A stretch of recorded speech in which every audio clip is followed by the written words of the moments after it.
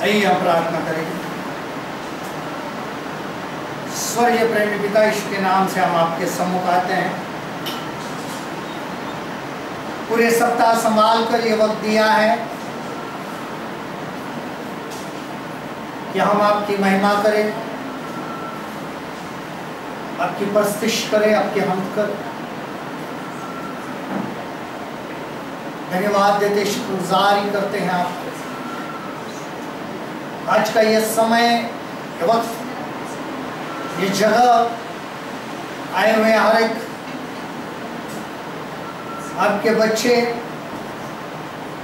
और ये ज़मानत मैं आपके हाथ में समर्पित करता हूँ, सौंपता हूँ। जिस वक्त ताकि रूह हम आपसे इल्तिमास कर रहे हैं कि हर एक के जान, जिस्म और रूह को छू लीजिए और हर एक से बातें कीजिए, ताकि हमारी नहीं, हम सिर्फ और सिर्फ आपकी महिमा, आपकी हमद करें। आपका फजल हमेशा हम पर होता है। जो भी हो सिर्फ और सिर्फ आपकी। और आज इस वक्त हम सब मिलकर आपको प्रणाम करते, आपको दंडवत करते, आपको सजदा करते। हर एक को छोड़ दीजिए, हर एक बंधन टूट जाए, हर एक तासीर, हर एक शैतान की ताकतें यस्सु के लहू से जलकर राख होकर, हर एक शैतान की बंधन, हर एक बदरुए यस्सु के लहू से जलकर राख होकर उस नरक की आग में चले। हर एक बीमारी, हर एक तकलीफ जो भी शैतान की ओर से यस्सु के नाम में निकल जाए, तब आप हर एक को छू लीजिए और होने दीजिए आपके नाम का जय। आपकी आगे का समय आपके हाथ में समर्पित करते हैं। ये दुआ हमारे जिंदा खुदा यीशु के नाम से की और आपने सुन ली। खुदा आमीन। प्रभु की महिमा हो आज के समय के लिए, इस वक्त के लिए।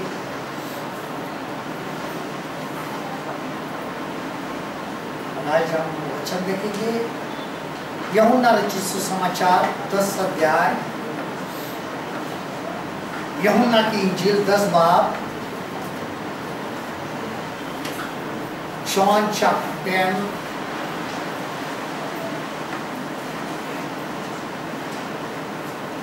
यूहन्ना रचित सुसमाचार 10 अध्याय और 27 पद और 27 कलाम हम देखते हैं। John chapter 10 verse 27। मेरी भेड़ें मेरा शब्द सुनती है, मैं उन्हें जानता हूं और वे मेरे पीछे पीछे चलती है। मेरी भेड़ें मेरी आवाज सुनती है और मैं उन्हें जानता हूं और वो मेरे पीछे पीछे। लगभग अगर हम देखते हैं ऐसे 8 उदाहरण है जहाँ यीशु ये निर्देश देते हैं, मेरे पीछे बोलो। और इन घटनाओं में मसीह की 8 गुना बुलाहट है। There are at least 8 distinct instances where Christ gives command, follow me. यीशु मसीह हमें ये आज्ञा देते हैं, ये बुलाहट देते हैं 8 जगह पर कि क्या करो, मेरे पीछे बोलो। And in this distance we have an 8-fold call of Christ. मसीह की 8 गुना बुलाहट क्या है, किसके लिए है? सेवकाई की बुलाहट अलग होती है और मसीह एक पापी इंसान को बुलाता है जिसको हम कॉलिंग कहते हैं, द कॉल ऑफ क्राइस्ट। मसीह की बुलाहट एक सेवकाई की बुलाहट है और एक हर एक जो इंसान है उसने उसको क्या किया है, बुलाया है, न्योता दिया है, आ जाओ। और क्या कहा है, मेरे पीछे बोलो। आज का जो शीर्षक है वही है, फॉलो मी, मेरे पीछे। उनके पीछे चलना है, लेकिन क्या बुलाहट क्या दी? सबसे पहली जो उसकी बुलाहट है वो है उद्धार की पुकार। सबसे पहले जो बुलाहट है उद्धार की पुकार, द कॉल टू सल्वेशन। देखिए यूहन्ना की इंजील, यूहन्ना रचित समाचार 1 अध्याय और 43 पद, जॉन चैप्टर 1 वर्स 43।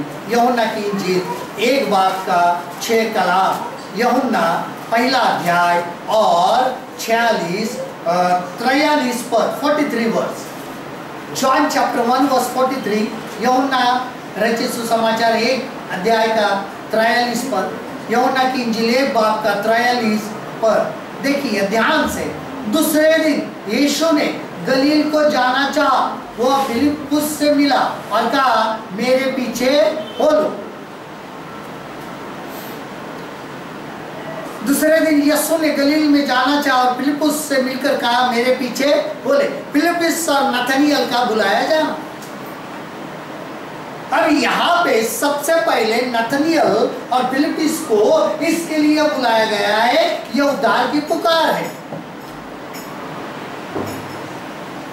यीशु मसीह ने मत्ती रचित सुसमाचार में कहा है कि हे सब परिश्रम करने वालों और बोझ से दबे हुए लोगों, तुम सब मेरे पास आओ। किसके लिए? उद्धार के। सबसे पहली जो बुलाहट होती है वो किसके लिए होती है? उद्धार के लिए। इंसान के जीवन में जैसे वो पैदा होता है उससे पहले जब उसके गर्भ, मां के गर्भ में उसकी रचना होती है, तब से उसको उद्धार की क्या होती है? जरूरत होती है। तब से ही जरूरत है। और फिर इंसान जन्म लेता है, और इंसान जब जन्म लेता है और अपनी जिंदगी शुरू कर देता है, सब कुछ होता है। जिन जिन लोगों के पास सब कुछ है, लेकिन कहीं एक क्या होती है? कमी होती है।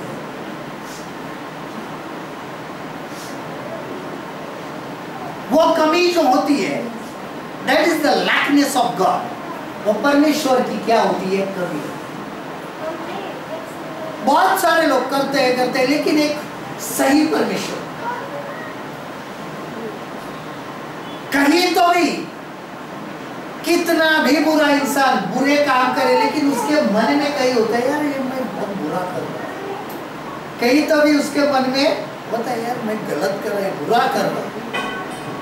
कहीं तो भी है, लेकिन उस बुराई को निकालूं मैं कैसे? उस बुराई की मुझे क्षमा कौन करेगा? दान धर्म करूं? नहीं होता।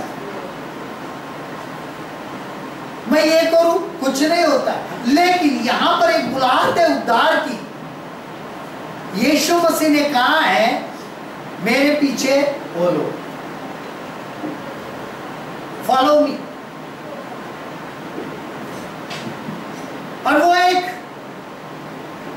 ऐसे उद्धार की पुकार है कि उनके उस बुलाहट को, एक पापी इंसान को बुलाहट कायल कर देती है।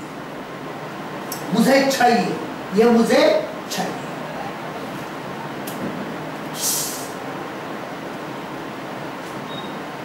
क्योंकि एक इंसान हर जगह घूमता है, भटकता है, यहाँ जाता है, वहां जाता है, लेकिन कहीं ना कहीं कमियां रहती है तो निराश रहता है। यार सब कुछ है, पैसा भी रहता है, सब कुछ होता है, फिर भी मेरे अंदर कुछ कमी है। वो कमी क्या होती है? तो याद रखना है हमेशा कि हमारे जीवन के अंदर उद्धार की कमी होती है।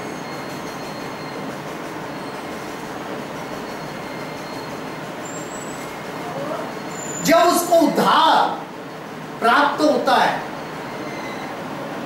तो लोग बोलते हैं कि हमें उद्धार मिला, ये कैसे महसूस होगा? नहीं, हमें कैसे पता चलेगा?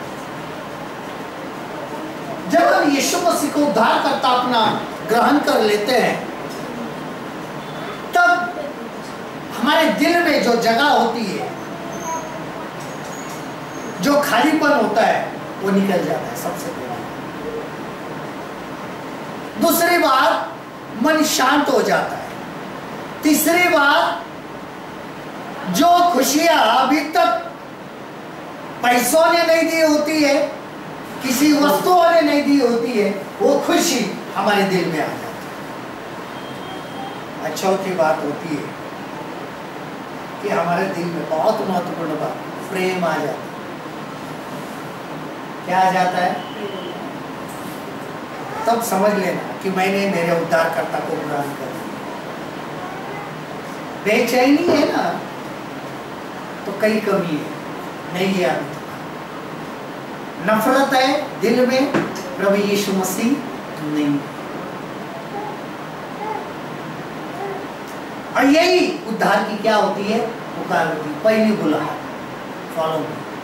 उसके बाद दूसरी, एकाग्रता की पुकार, द कॉल ऑफ कॉन्सेंट्रेशन, एकाग्रता की पुकार। देखिए यूहन्ना की इंजील, यूहन्ना रचित सुसमाचार 21 अध्याय, जॉन चैप्टर 21, यूहन्ना की इंजील 21 बाब हम देखेंगे 19 से 22 तक पद हम देखते हैं। चैप्टर 21 वर्स 19 to 21, 19 से लेके 21 कलाम हम देखते हैं। उसने इन बातों से संकेत दिया कि पतरस कैसी मृत्यु से परमेश्वर की महिमा करेगा, और तब उसने उसे कहा, मेरे पीछे हो ले। पतरस ने मुड़कर उस चेले को पीछे आते देखा जिससे प्रभु यीशु प्रेम रखता था, और जिसने भोजन के समय उसकी छाती को झुककर पूछा था, हे प्रभु, तेरा पकड़ने वाला कौन है? उसने उसे देखकर पतरस ने यीशु से कहा, हे प्रभु, इसका क्या हाल होगा?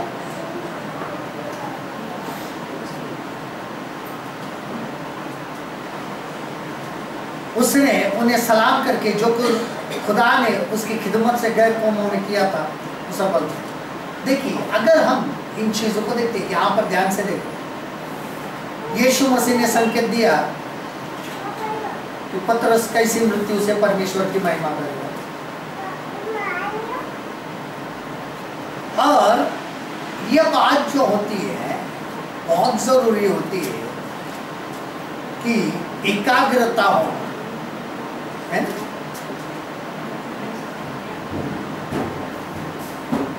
हम उर्दू में पढ़ते हैं, यहाँ पे लिखा है, बहुत जरूरी, एक ही वचन में पढ़ता हूँ। उसने इन बातों से इशारा कर दिया कि वो किस तरह की मौत से खुदा का जलाल जाहिर करेगा, और ये कहकर उसने उससे कहा, मेरे पीछे। एकाग्रता की पुकार, कॉल टू कॉन्सेंट्रेशन। किसके ऊपर एकाग्र होना है? पतरस के या यीशु मसीह के ऊपर? यहाँ पर पतरस की मौत कैसे आएगी यीशु मसीह ने कहा है। क्यों? क्योंकि उसने पतरस का उदाहरण इसके लिए दिया कि पतरस एकाग्रता से निकल चुका था कुछ समय के लिए। जब यीशु मसीह को क्या दिया था? पकड़ा दिया था। सबसे पहले वो कब निकल चुका था? जब यीशु मसीह पानी पर चलते हुए आ रहे थे। पतरस ने कहा, प्रभु आप है, गुरु आप है, तो मैं भी आ जाता हूँ। आ जाओ। चलने लगा, चलने लगा।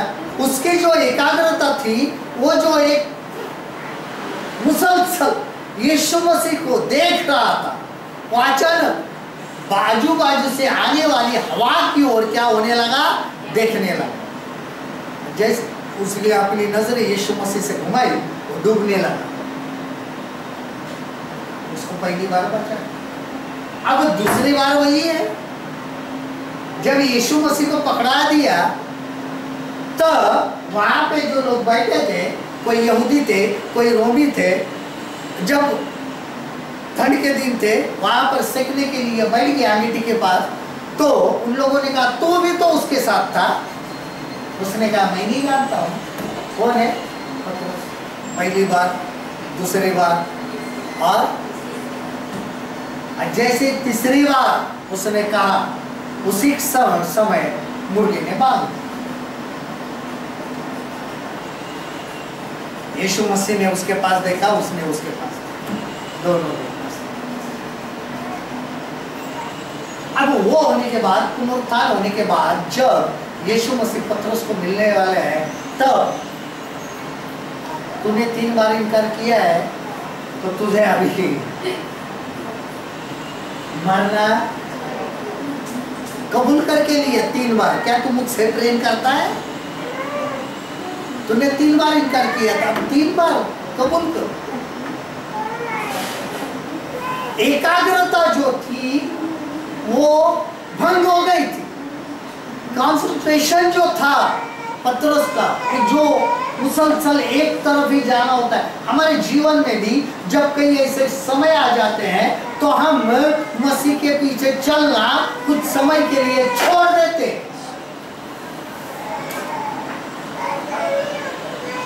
लेकिन याद रखना, जो आपने छोड़ा हुआ समय होता है, मसीह को जो छोड़ा हुआ समय होता है, उसको आपको भर के देना पड़ता है। उसकी कीमत चुकानी पड़ती है।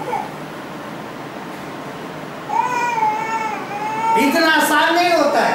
मसीह में आने के बाद कुछ समय हम कहेंगे चलो कुछ नहीं होता है, कुछ समय के लिए, इतना आसान नहीं होता है। आपको एकाग्रता के लिए बुलाया गया है, कंसंट्रेशन, उसके ऊपर पूरी रीति से एक ही नजर से देखने के लिए बुलाया गया है।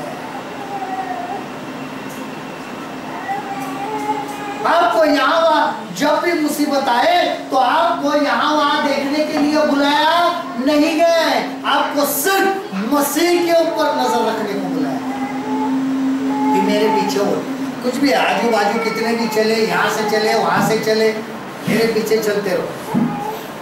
कभी कभी चलते हैं तो आजू बाजू से नहीं कि हाथ खींचते आना, इधर से खींचते आ जाओ। हम कभी कभी दुनिया के माहौल में गुम भी हो जाते हैं, भले जाकर आते हैं, लेकिन जो समय आपने बर्बाद किया है ना, उसकी कीमत चुकानी पड़ेगी।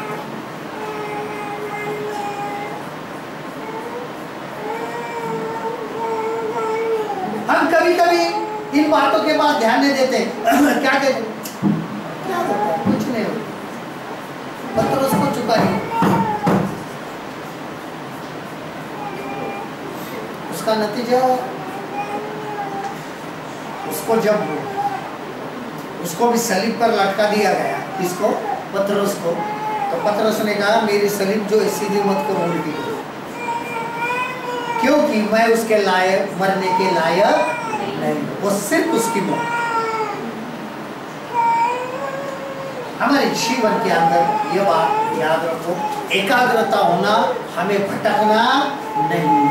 तीसरी बात, अलगाव की पुकार, द कॉल ऑफ सेपरेशन। अलगाव की पुकार, कॉल ऑफ सेपरेशन। देखिए मत्ती रचित सुसमाचार 8 अध्याय, मैथ्यू चैप्टर 8, मत्ती की इंजील इसका 8 बाब और इसका 22 पद हम देखते हैं। मत्ती 8 का 22, मैथ्यू चैप्टर 8 वर्स 22। यीशु ने उससे कहा तू मेरे पीछे हो ले और मुर्दों को अपने मुर्दे गाड़ने दे। यीशु ने उनसे कहा तुम मेरे पीछे चल और मुर्दों को अपने मुर्दे दफन करने दो।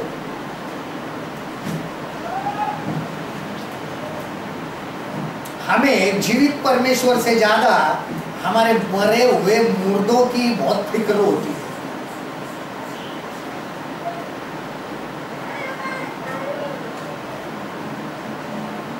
और मरे हुए मुर्दे की फिक्र इसके लिए होती है कि रिश्तेदार क्या कहेंगे, और जो मरे हुए के साथी है वो भी मुर्दे ही है, उनकी क्या फिक्र करनी है भाई। जो जीवता है, जो हमें जीवित रखता है, जो अनंत काल का जीवन देता है, जो हमें जीवन में लेके जाने वाला है, जो हमें हमेशा की जिंदगी देने वाला है, उस जीवन की ओर नहीं देखते, लेकिन जो मुर्दे हैं और मुर्दों के संगति में रहते हैं और मुर्दों की सोचते हैं, हम उनकी फिक्र करते हैं। और इसके लिए यीशु मसीह ने कहा The call of separation, अलग आओ की पुकार, मुर्दों को गाड़ने दो, तू मेरे पीछे आ।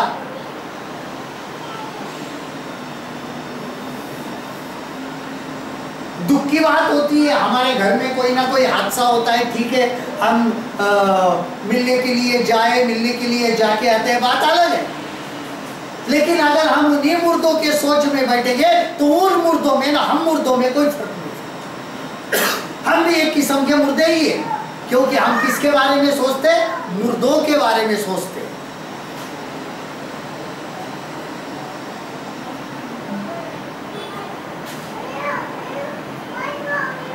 हमारे काम मुर्दों के जैसे हैं, मरे हुए के जैसे।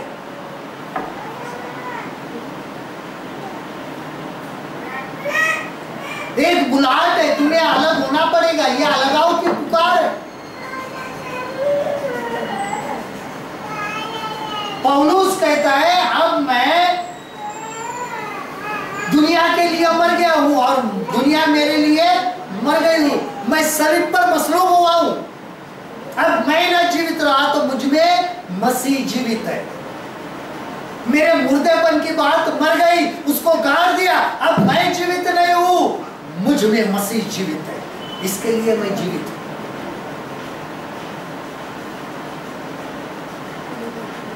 आज अगर हम देखेंगे बहुत सारे लोग अलगाव की पुकार की ओर ध्यान नहीं देते। अब्राहम को कहा था तेरा गोत्र, तेरे माँ बाप, तेरा गांव, तेरा सब कुछ छोड़कर तू मेरे पीछे, वो तो निकला था छोड़कर, वो पीछे आए थे, लेकिन वो जब तक उसके जिंदगी से नहीं गए तब तक उसने आने वाला उसका जो शहर था वो नहीं बताया। हमें हमारी मंजिल तब तक प्रभु में बताते हैं जब तक हमारे अंदर अलगाव नहीं हो।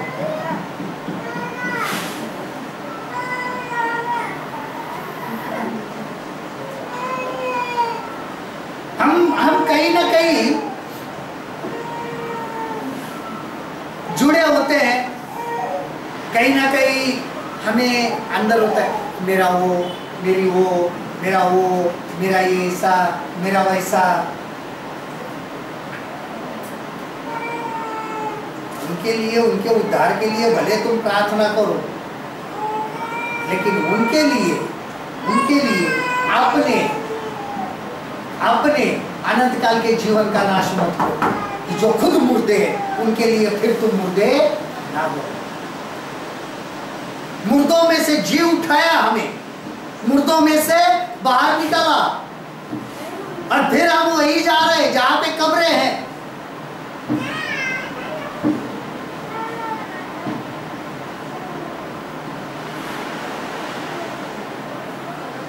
हमेशा लोग कब्रों के बारे में सोचते हैं,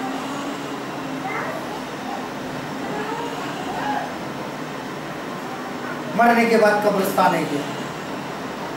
अरे मरेगा यही क्यों सोचता है भैया? वो आने तक तू जीवित रहेगा और तू उसके साथ उठाया जाएगा, ये क्यों नहीं सोचता है?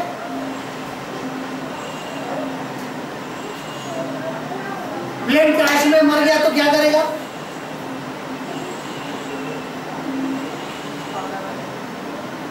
समंदर में डूब गया तो क्या करेगा भैया?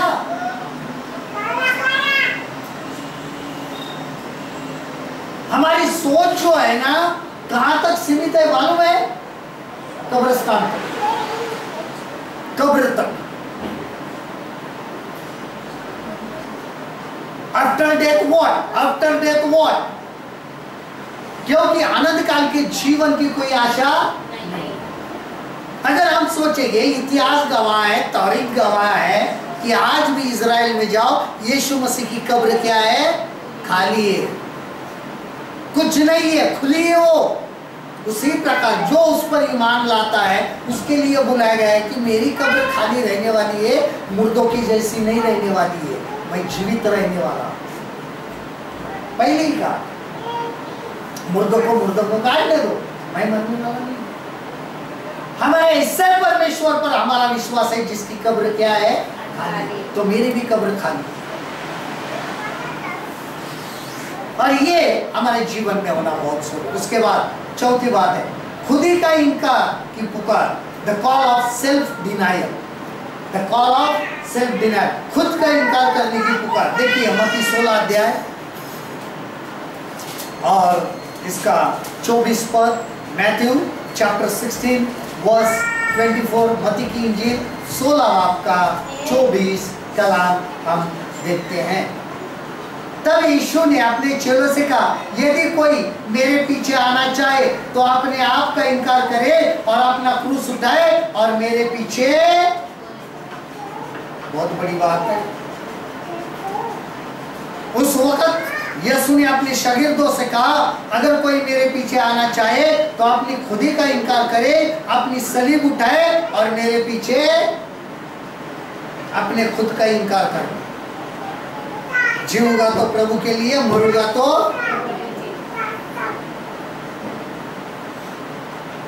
मरने से महत्वपूर्ण बात है मसीह के लिए जीना। मर गया तो एक ही बार मरेगा ना, मसीह के लिए करेगा कुछ नहीं करेगा। मरने के लिए सब तैयार है, जीने के लिए कोई तैयार नहीं। क्योंकि मसीह के लिए जब जीते हैं, मसीह के लिए जब जीना पड़ता है, तब जीवन में जो संघर्ष आता है, जो रुकावटें आती हैं, जो कांटे आते हैं, उस पर चलना पड़ता है।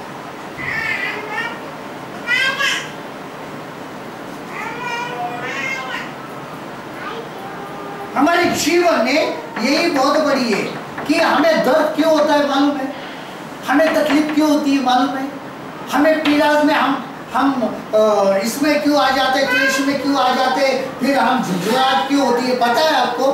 क्योंकि हमने अपना खुद का इनकार किया हुआ नहीं होता है।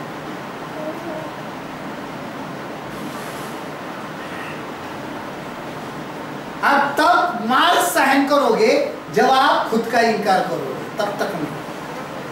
हमें दर्द होता है, हमें मुसीबत पता चलती है, हमारे ऊपर जब मुसीबत आ जाती है, शैतान तकलीफें देता है, जो भी विरोधी आ जाते हैं, हमें तकलीफ क्यों महसूस होती है? क्योंकि हमने अपने आप का खुद का इनकार किया हुआ नहीं है। और जो खुद का इनकार करता है उसको दर्द महसूस नहीं होता।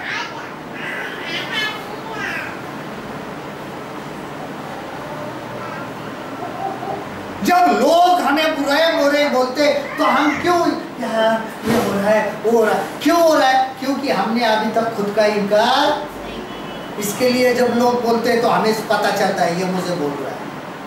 ये कोड़े जब लगते, यार मुझे लग रहा है, क्यों लग रहा है? खुद का इनकार ही नहीं है। क्यों इनकार नहीं? क्योंकि हम अपने बारे में सोचते हैं। बाइबल कहती है सब अपने ही बारे में सोचते हैं, मसीह यीशु के बारे में कोई नहीं सोचता है।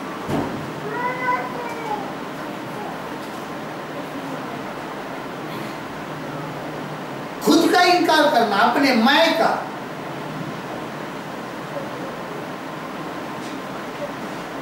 मैं करूंगा, मैं ऐसा बंद करो अभी।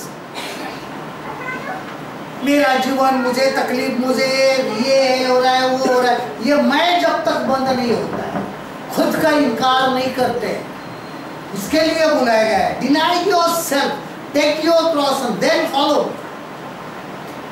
मसीह को तब तक आप नहीं परिधान कर सकते जब तक आप अपने आप का खुद का इनकार नहीं करते। मसीह को परिधान करने के लिए, मसीह को अपनाने के लिए, सलीब मेरी जो है मुझे उठाने के लिए मुझे अपने आप का इनकार करना पड़ेगा।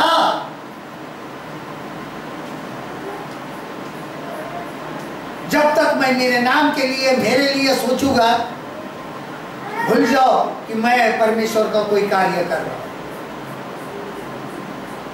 परमेश्वर का कार्य करने के लिए लोग जाते हैं, किसके लिए जाते हैं? तो मेरा नाम, अपना नाम। प्रचार किसका करने जा रहे हैं? यीशु मसीह का। जब यीशु मसीह का प्रचार कर रहे हैं तो नाम तुम्हारा क्यों होगा भाई? नाम तो उसका होना चाहिए, हमारा नाम। इसका अर्थ है कि हमने सलीब उठाई नहीं है, अपने आप को अभी तक इनकार किया नहीं है, अपने आप को ठुकराया नहीं है। अभी भी हम हमारी शारीरिक लालसा की ओर क्या है बढ़े। उसके बाद नंबर 5, समर्पण की पुकार, the call to consecration, the call to consecration, समर्पण की। मत्ती 19:21, मैथ्यू चैप्टर 19 वर्स 21, मत्ती की इंजील 19 बाब का 21 कलाम।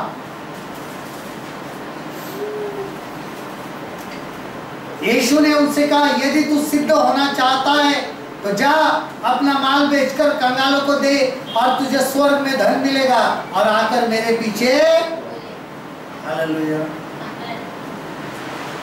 यीशु ने उससे कहा, अगर तू कामिल यानी सिद्ध होना चाहता है तो जा अपना माल और असबाब बेचकर गरीबों को दे, तुझे आसमान पर खजाना मिलेगा और आकर मेरे पीछे। मैं यह सब कुछ कर सकता हूँ, ये नहीं कर सकता, ये बहुत बड़ी मुश्किल है।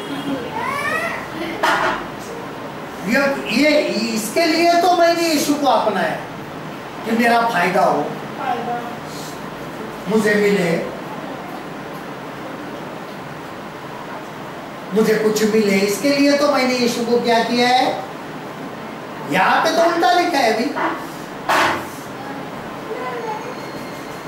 यहाँ पे तो उल्टा लिखा है, मिलेगा कुछ नहीं, जो है तेरा वो कंगालों को बांट दे, क्योंकि तुझे यहां कुछ नहीं मिलेगा।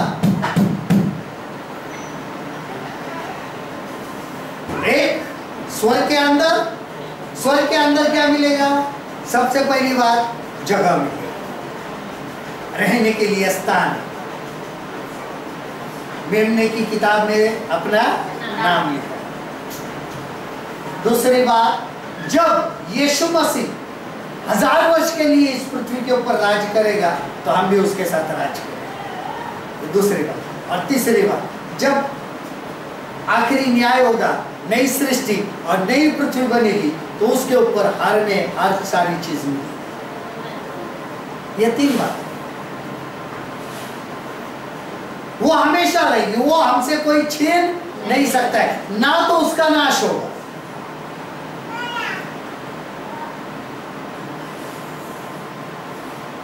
और यही बात है कि यहां पर समर्पण की पुकार होती, जो भी है। और तब तक हमें स्वर्गीय और स्वर्ग की बातें नहीं प्राप्त होती है जब तक हम, जो हमारा यहाँ पे होता है, जो कमाई की हुई रहती है, जब तक हम शून्य, जीरो। क्योंकि जब तक हमने कमाया हुआ रहेगा तब तक क्या रहेगा? मेरा है, मैंने कमाया, मेरी नौकरी का है, मेरा उसका है। मैं जब वो हमें शून्य बना देता है और उसके बाद मिलता है, तब हम क्या कहते हैं? ये प्रभु ने दिया है। ये किसने दिया है? प्रभु। जब तक हमारा है, इसके लिए समर्पण हो। जब चेलों को बुलाया गया, अगर आप प्रेरितों के काम के अंदर देखेंगे, रसूलों के कर्तव्य अमाल में देखते हैं, तब वो जो लोग थे प्रभु के पीछे आते थे, वो अपनी अपनी संपत्ति को बेचते थे, जमीनों को बेचते थे, और जो भी धन आता था वो कहाँ लाकर रखते थे? प्रेरितों के। कि तुम्हें लगा वैसा उसका क्या करो प्रभु के लिए। हमारे यहाँ पर वो बात बहुत पुरानी है ना? कहाँ पुरानी है भाई? बाइबल आज भी वही है, हजारों साल से वही कहा है। बाइबल में अभी तक वो वचन बदला नहीं है, अभी तक यही लिखा है कि चरणों के पास लाके। यहाँ पे ये नहीं हो रहा है कि तुम भिखारी बन जाओ।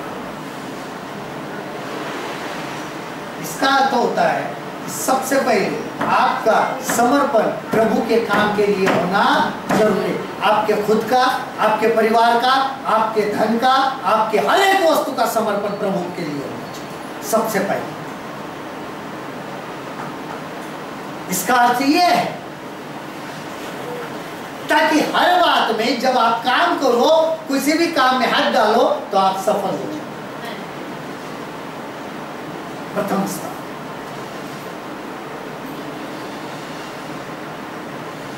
उसके बाद अनुसरण की पुकार, the call to imitation, the call to imitation, अनुसरण की पुकार। यूहन्ना 12:26 पर, जॉन चैप्टर 12:26, यूहन्ना की इंजील इसका 12:26 कलाम।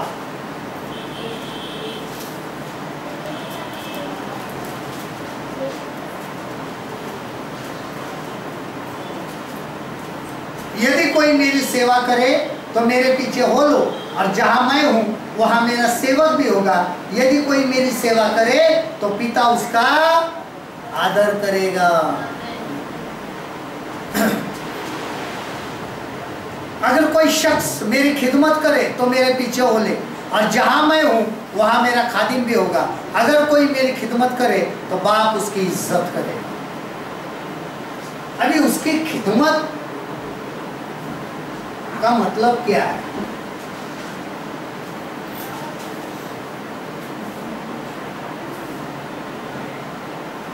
उसने कहा था मैं सेवा करवाने के लिए नहीं तो सेवा करने के लिए। यहां पे उल्टा हो रहा है, आजकल अपनी सेवा करवा रहे बहुत सारे मसीहत में आते हैं, उसका काम करते हैं, उसका अनुसरण कौन करता है? अनुसरण की पुकार, द कॉल टू इमिटेशन, यानी उसका अनुकरण करना, उसके जैसे बनना, उसके जैसे बात करना। उसने दुख सा, हमने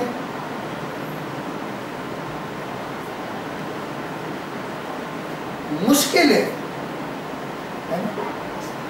उसका अनुसरण करना मुश्किल है। मैं मसीह हूं कहना बहुत आसान है, लेकिन मसीह के पद चिन्हों पर चलना बहुत मुश्किल है।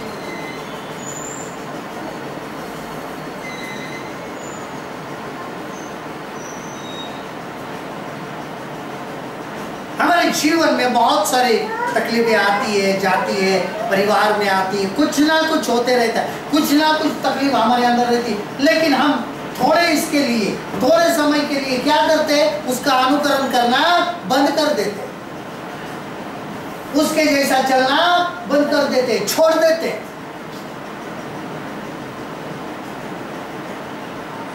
जैसे ही उसको पकड़ाया गया सब के सब शरीर बांट। जो पतरस कहता था मैं तेरे साथ मरने के लिए तैयार हूं,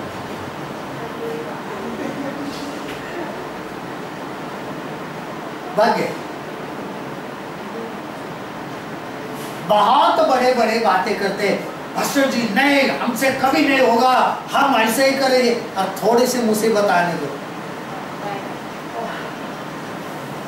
थोड़ा सा कुछ होने दो,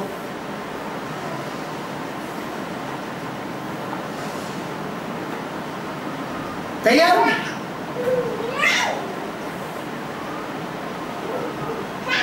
आपको ये बात ग्रहण करनी पड़ेगी, उसका अनुसरण करना पड़ेगा।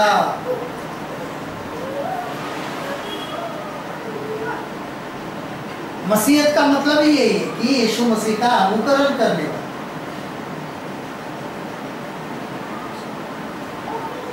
जब हम बपतिस्मा लिए उसके साथ गाड़े गए, जब बाहर आए तो उसको क्या किया? हमने परिधान किया। और जब उसको परिधान किया है तो पौलुस कहता है मैं ना जीवित रहा तो मुझ में मसीह जीवित है। तो हमारे अंदर कौन जीवित है? आज मैं जीवित है या यीशु मसीह जीवित?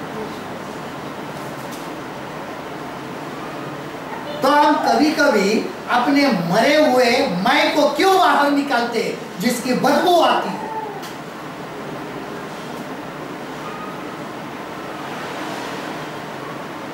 और इसके लिए यहां पर अनुसरण की पुकार, और उसके बाद सातवीं पुकार है सेवकाई की पुकार, द कॉल टू सर्विस। मत्ती 4:19, मैथ्यू चैप्टर 4:9, मत्ती 4:19 कलाम, मत्ती 4:19 पद, मैथ्यू चैप्टर 4:19,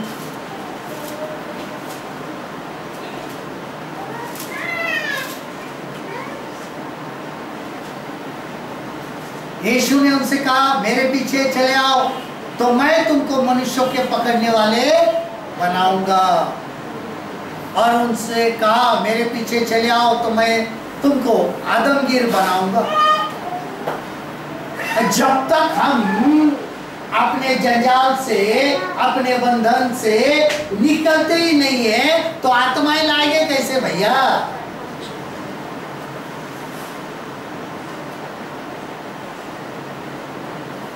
जब आत्माएं पकड़ के लानी है तो कहीं से छूटना पड़ेगा तुम्हें।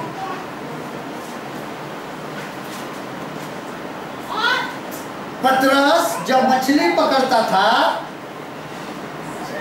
तो उसको कहा है कि तुझे अब मछली पकड़ने नहीं तो मनुष्य को पकड़ने वाला मैं बनाऊं। क्योंकि जो मछली पकड़ने वाला होता है वो हमेशा जाल लेके डालता है, वो खुद भी उसी जाल में फंसा हुआ रहता है। याद रखना इस बात, क्योंकि उसके हाथ में जो जाल है उसके अंदर वो खुद फंसा हुआ है। और इसके लिए जब हम ध्यान से देखते हैं, पढ़ते इस बात को, तो वहां पे लिखा है उन्होंने अपने जाल को छोड़ दिया और उसके पीछे हो लिया।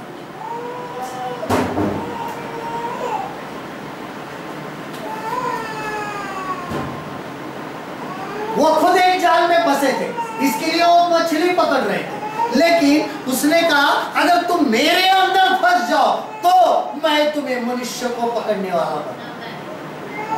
हमें एक जाल से निकालकर स्वतंत्रता की जाल जो यीशु मसीह उसके अंदर जाना है, ताकि उसके द्वारा हम जाल फैला सके और इंसान को प्रभु के लिए जीत सके।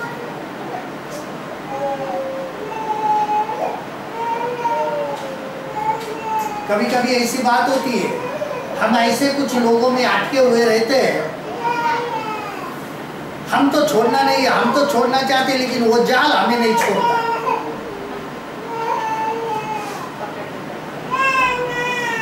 अलग अलग किस्म के जाल होते हैं, लपेट के बैठते हैं। जाल एक बार लपेट गया है ना, बहुत मुश्किल है। आप कितना भी निकालने की कोशिश करो उतना लपेटता जाए। रिश्तेदारी का जाल है। कभी कभी हम देखते हैं अनेक जो परमेश्वर के दास लोग हैं, लोगों को काम करने के लिए नहीं छोड़ते, उनको अनेक जाल में फंसा लेते हैं अपने हाथ में। अपने ही जाल में क्या करते हैं, लोग निकलना चाहते हैं, काम करना चाहते लेकिन करने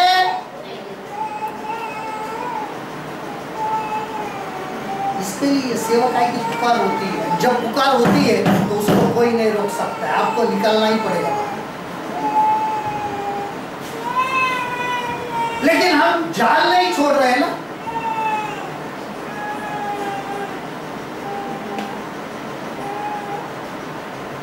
जब तक वो जाल नहीं छोड़ता है आप दूसरे जाल को नहीं अपना सकते।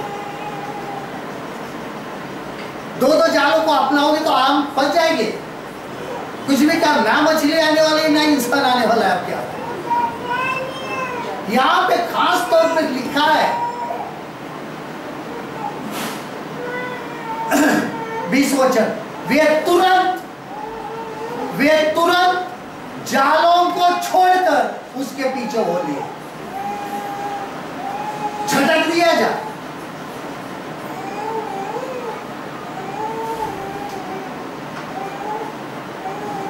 तब जाकर कहीं कुछ हुआ है। यीशु मसीह के पुनरुत्थान के बाद जब उसको उठा लिया गया तो उसके बाद फिर से ये लोग गए थे अपना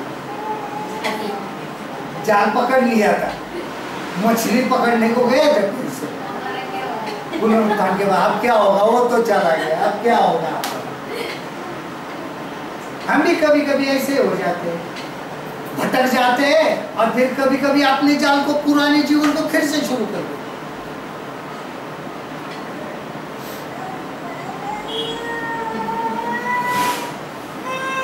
जाल को छोड़ना बहुत से सेवकाई की पुकार है।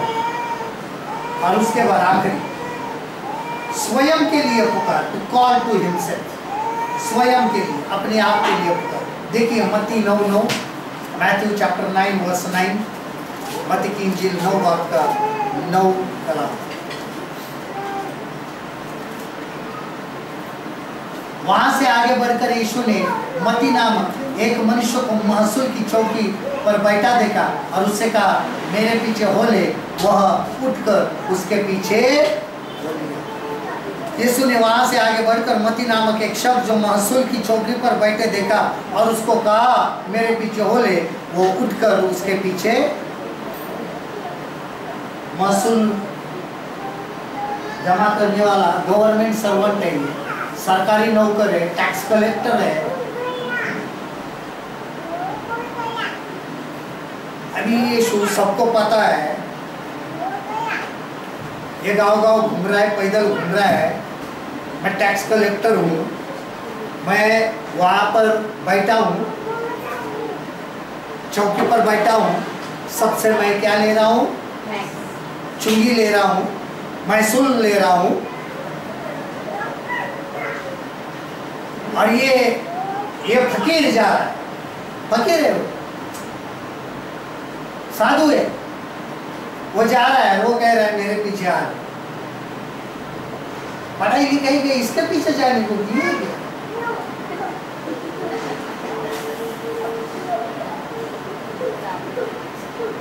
उसके पीछे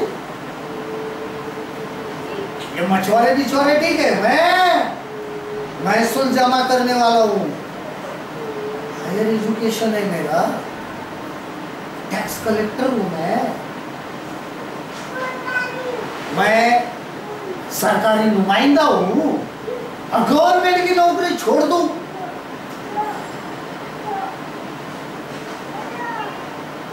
इतने बड़े तनख्वाह की नौकरी छोड़ दूं? ये भी फकीर के कहने पे मेरे पीछे हो ले।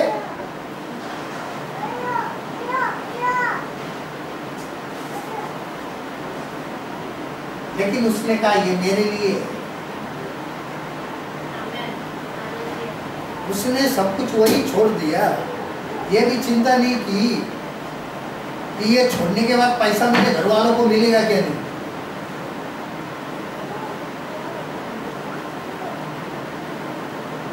प्रोविडेंट फंड मिलेगा क्या नहीं, पेंशन का क्या होगा।